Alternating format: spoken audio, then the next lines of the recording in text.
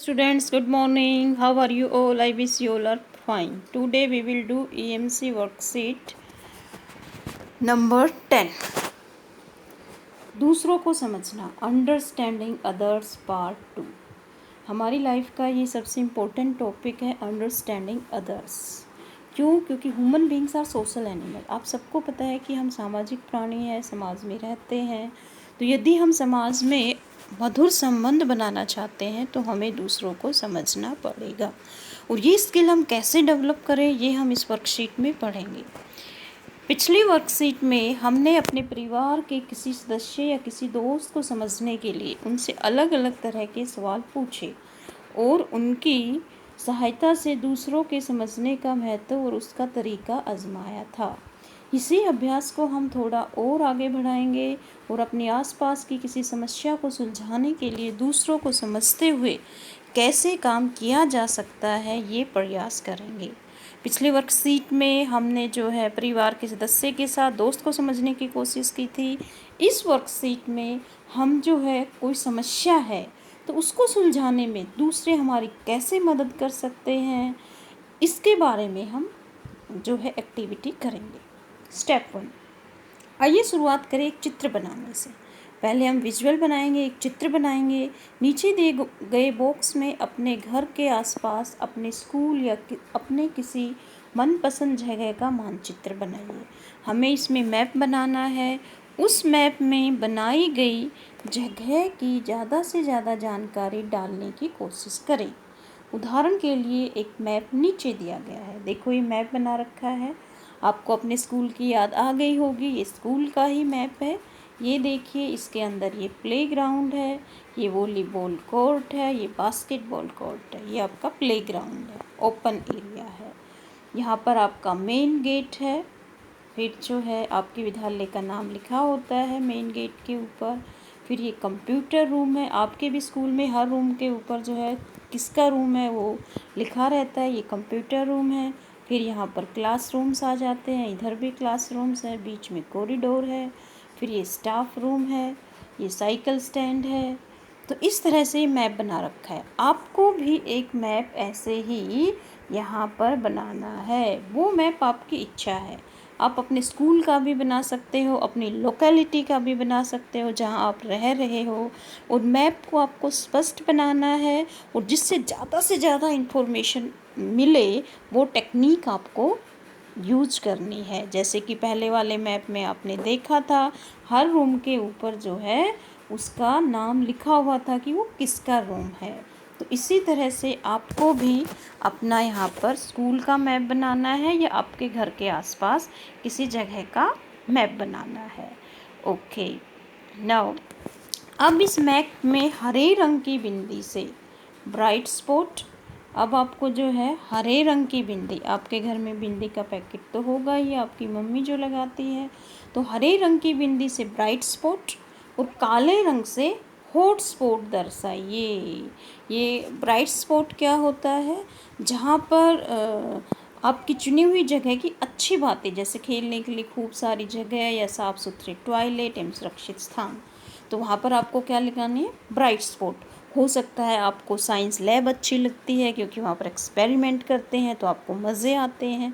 तो science room में भी आप, प्रैक्टिकल रूम में भी आप ब्राइट स्पॉट यानी कि कौन सी बिंदी लगाओगे? हरे रंग की बिंदी लगाओगे.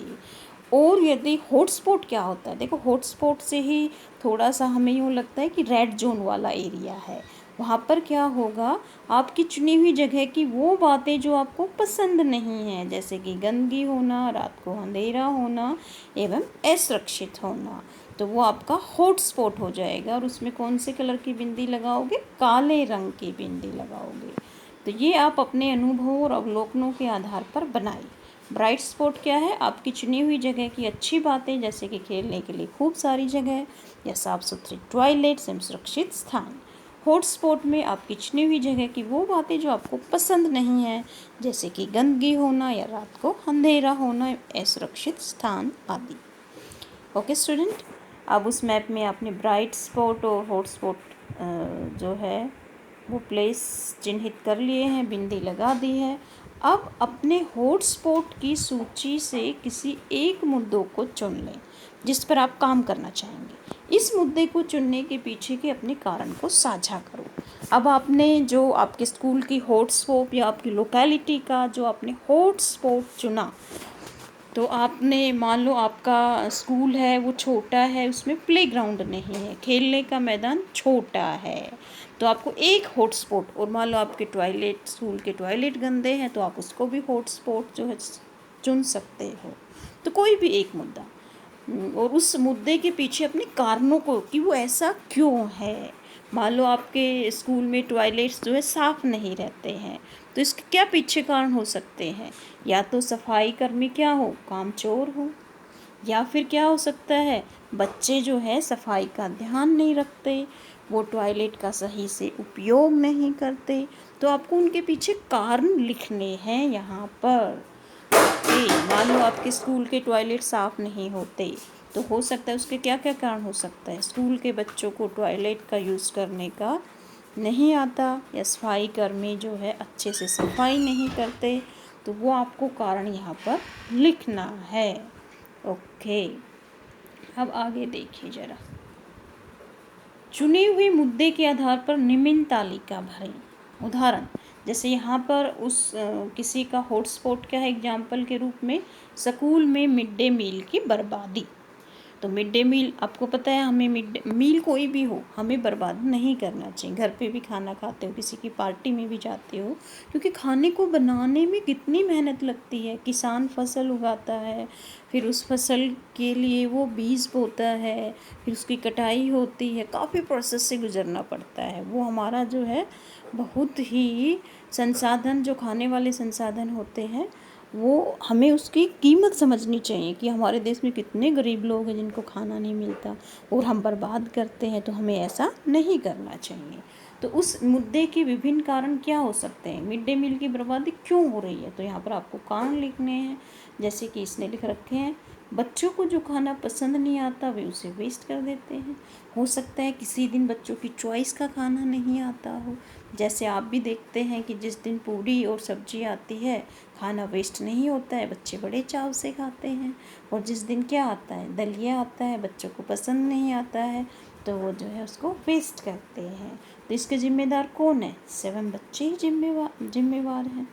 ओके, बच्चा जितना खा सकते हैं उससे अधिक खाना अपनी थाली में ले लेते हैं। तो इसके लिए क्या जिम्मेदार, कौन जिम्मेदार है, इससे मिड डे मील एजेंसी उसको उतना ही खाना भेजना चाहिए जितने बच्चे की कैपेसिटी होती है खाने की। ओके, बचे हुए भोजन के दूसरे उपयोग की जानकारी ना होना, तो ये भी हो सकता है वेस्टेज का कारण। इसके लिए कौन जिम्मेदार है, मिड डे के प्रभारी शिक्षक, जो उसका इंचार्ज होता है मिड डे मील का। आपके स्कूल में भी आपकी टीचर इंचार्ज होती है एक, तो उसको उनके यूज़ का, दूसरे उपयोग की जानकारी नहीं है, इसलिए वेस्ट हो रहा है। या कुछ बच्चे हो सकता है घर से खाना लाते हैं, ये भी रीज़न हो सकता है बर्बादी का। तो जैसे आपने सफाई वाला मुद्दा सुना कि जो है टॉयलेट में सफाई नहीं रहती है, तो चुने हुए मुद्दे के विभिन्न आपको कारण लिखने हैं। जैसे आपने कहा बच्चों को सही से इस्तेमाल नहीं आता, बच्चे जो है टॉयलेट का सही इस्तेमाल नहीं आता है उनको करना। तो आपके 6th में नए बच्चे आते हैं, तो उनको क्या करना चाहिए, उनको ट्रेनिंग देनी चाहिए कि टॉयलेट का कैसे सही से इस्तेमाल किया जाए। तो इसके जिम्मेवार कौन है, हमारे स्कूल के बच्चे ही हैं, तो उनको सिखाना चाहिए। तो और क्या हो सकता है इसके कारण, जो सफाई कर्मी जो है वो सही से सफाई नहीं करते, ये भी रीजन हो सकती है। तो सफाई कर्मी हो सकता है इसके कारण, सफाई कर्मी आलसी हैं, सही से सफाई नहीं करते, सफाई कर्मी सही से सफाई नहीं करते। तो ये आपको लिखने हैं, कारण जो है लिखने हैं, सही सफाई नहीं करते।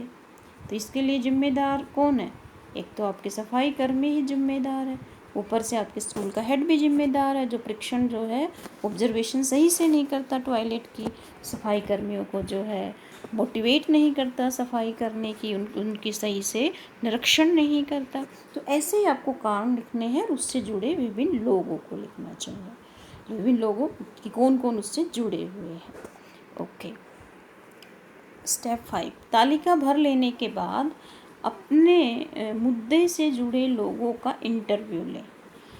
तो आपको इंटरव्यू लेना है, फिर किसका इंटरव्यू लेना है? जो उस मुद्दे से जुड़े हुए लोग हैं। तो टॉयलेट की सफाई नहीं रहती तो कौन जुड़े हुए हैं? आपके सफाई कर्मी जुड़े हुए हैं, आपकी जो है प्रिंसिपल मैम जुड़ी हुई है, तो उनका आपको इंटरव्यू लेना है। इंटरव्यू लेते समय लोगों से समस्या समझने के लिए प्रश्न पूछे। इसके लिए आप इन लोगों से क्यों का प्रयोग करते हुए सवाल पूछ सकते हैं, क्योंकि जब हम क्यों का इस्तेमाल करते हैं तो हमें ज़्यादा इन्फॉर्मेशन, सूचनाएं मिलती हैं। जैसे बच्चों से, हमारा मिड डे मील वाला टॉपिक था, इसमें जो सोल्व कर रखा है, बच्चों से क्या पूछा? आप खाना क्यों जूठा छोड़ते हैं? बच्चे उससे जुड़े हुए थे।